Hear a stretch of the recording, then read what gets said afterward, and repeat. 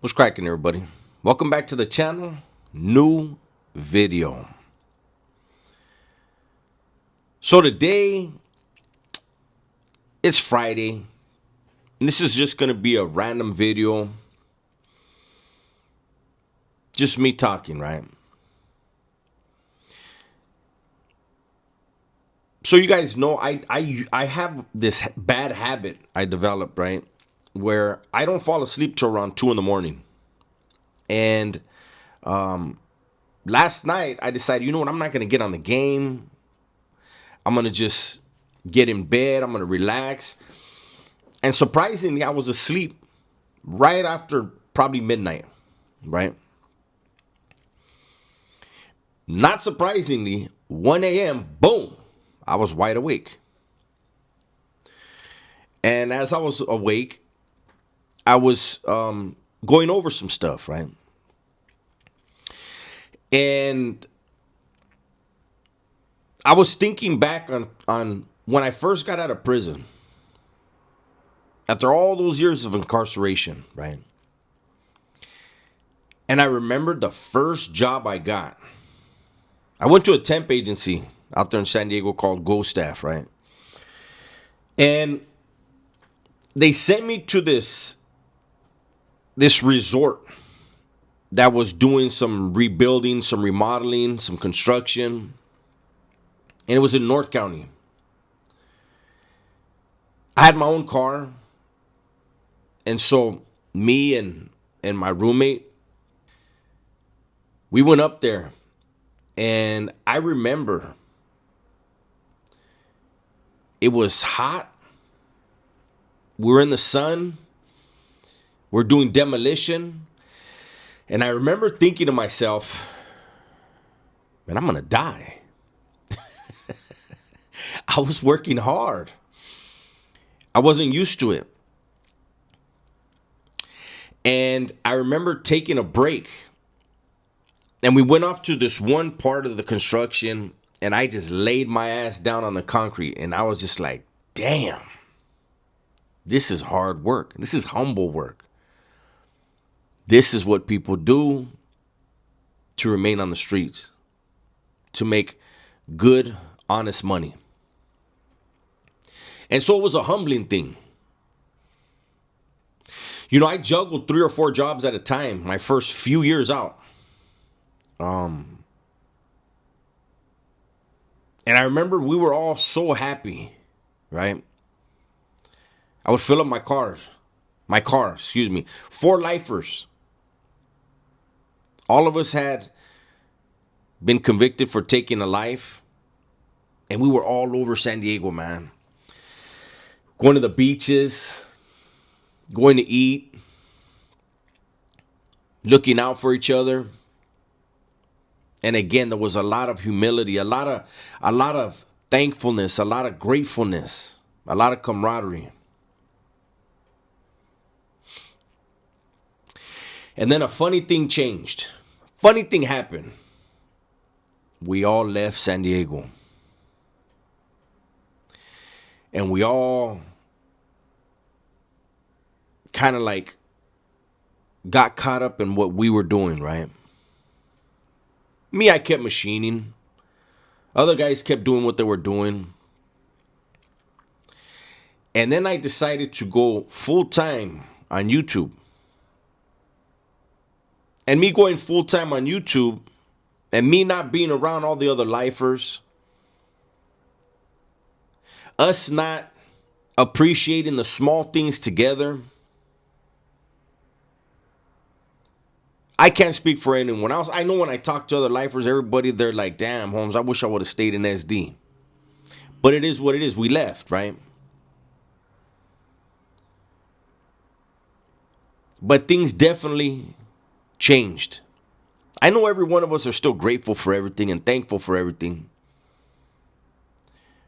But I don't think I'm gonna, I'm not gonna say we. I don't think I'm as grateful and as thankful as I once was. And I think it's because I got caught up in the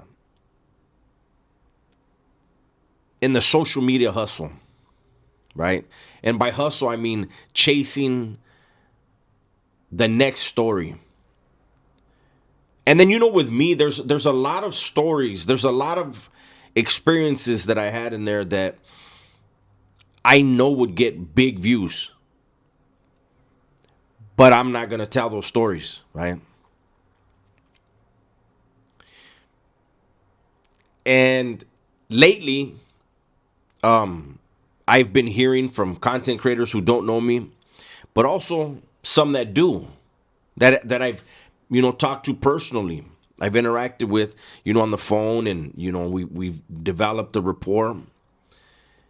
So I've heard it from different people, right? Not the people in my day-to-day life, but the people that watch me. And they're telling me, oh, the drinking, Dubs, the drinking, it's not good for you. It's just a bad look and this and that, right?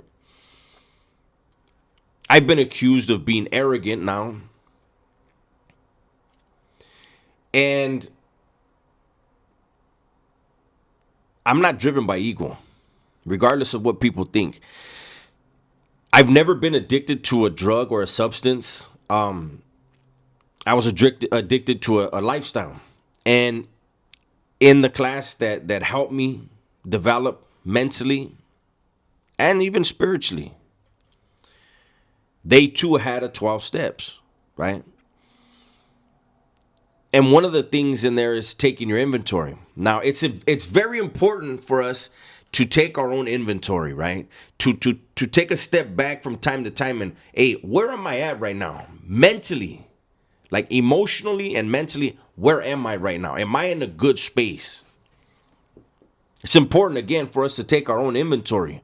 What's not cool and what they teach you in recovery is not to take other people's inventory. Because when you do that, you open up the door for them to take yours. And so people have been taking my inventory, and I've been taking theirs. I've started, somebody gave me some advice, and they said, hey, start screen recording when these dudes are doing the things that they're denying doing. That way you have context, and it doesn't look so bad. So I'm going to start doing that. But something else that I think is important is this. I drink once, twice, sometimes 3 times a week. Usually that'll be like Thursday, Friday, Saturday. Mainly it's usually Friday or Friday and Saturday, right? And the rest of the days of the week, I don't. I have crashed out, what they call crash out, but it's just retaliating, I guess. Being petty is a better word. I've brought myself down and engaged in the pettiness from time to time when I've been drinking. And that could be one video out of the week, right? And throughout the week, I've probably made 20 videos. Somewhere around there, 14, 15, 20 videos, something like that, right? And those other videos will all have a positive message. They'll all have something to make you hopefully think. Stop and take a second to really think about something, right? At least that's my intent. But it's the crash out. Let's define Dubs based off of that. And, if you look at this, look at this video right here.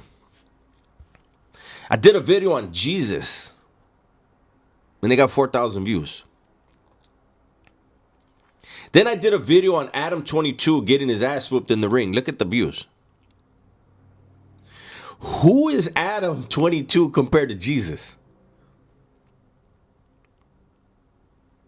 But on social media, it's drama that sells. On social media, they don't want a happy story, a happy ending. People want to point at someone else and something else and feel better about themselves because they say, shit, I might be fucked up, but I'm not that.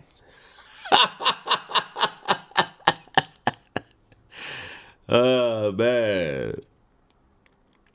So I deserve scrutiny when I act up. I understand it. But I'll never understand people taking pleasure in other people's pain. I think that's why people stay on that hamster wheel, right? They're doing the Forrest Gump, running and running and running, and they're still in the same spot.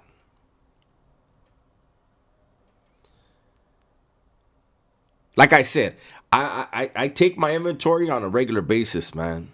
I think it's very important. I think it's very important for everybody to do so.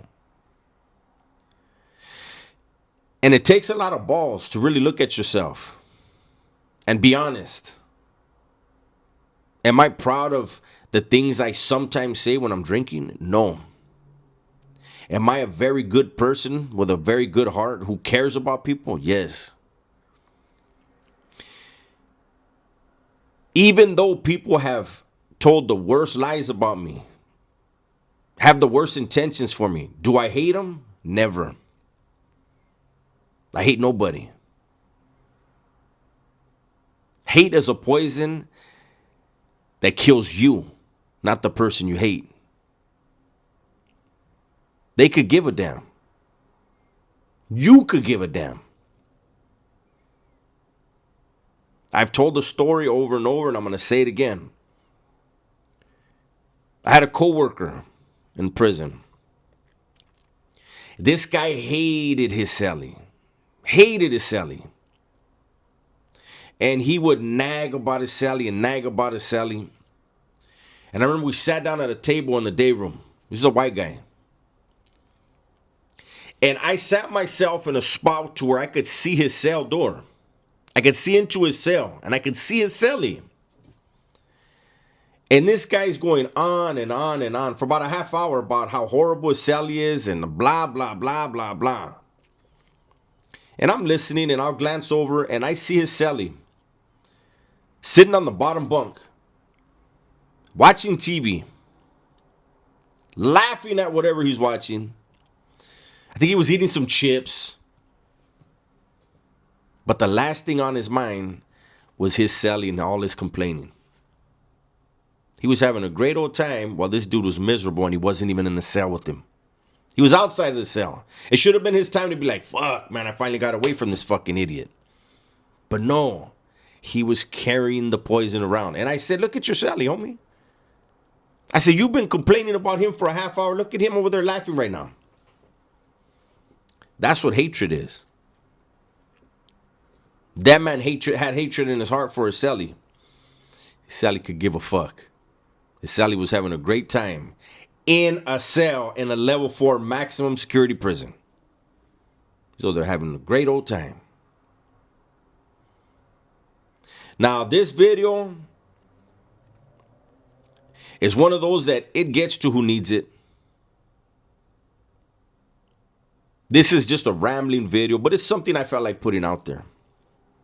I think it's important for us all to evaluate where we are mentally and physically. Mentally and emotionally. At least once a week, man. For yourself. You don't have to tell anybody what you found unless you have somebody, a friend of yours that you know is going to keep it real with you. But really, it's for you. Are you doing the things that you need to do to get where you want to get? You know, I know a lot of people nowadays are starting to get more hip to the law of attraction and manifesting. And I want to end on that. What you believe about yourself is your reality. Not what somebody else believes about you. What you believe about yourself will be your reality. What you believe about the world will be your reality. Be careful how you talk about yourself within your own mind. Like I hear people and they don't pay attention to what they're saying. They'll do something, they'll make a mistake, and they'll be like, I'm so stupid. You're not. But if you believe it, you're gonna do a lot of stupid things.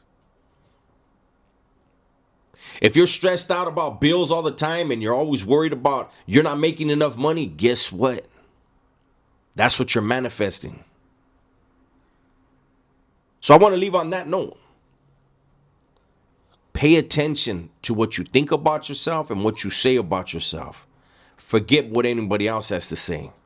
Unless it's someone who you know has your best interest at heart. If it's somebody you know is a hater, don't pay any mind to it. That's my video for today. Hopefully you guys enjoyed it. Everybody, please be safe, be smart, and tell the ones you love that you love them, man. I'm out of here.